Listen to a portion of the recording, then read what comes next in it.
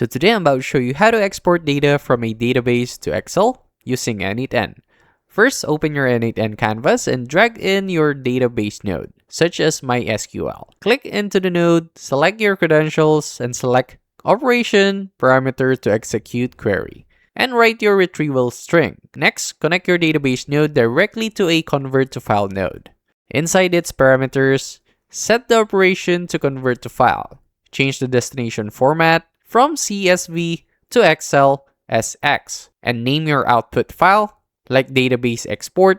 N8N will instantly compile your database rows into a native Excel binary file payload. Finally, connect that conversion block to a email, Google Drive, and set the action to upload file. Map the binary file property name directly into the source parameter box, and hit execute to back up your database.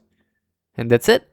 That's how to export data from a database to Excel using N8N. If this helped you out, make sure to like, subscribe for more quick tutorials like this, and comment down below what other topics you want me to break down next. I'll see you on the next one.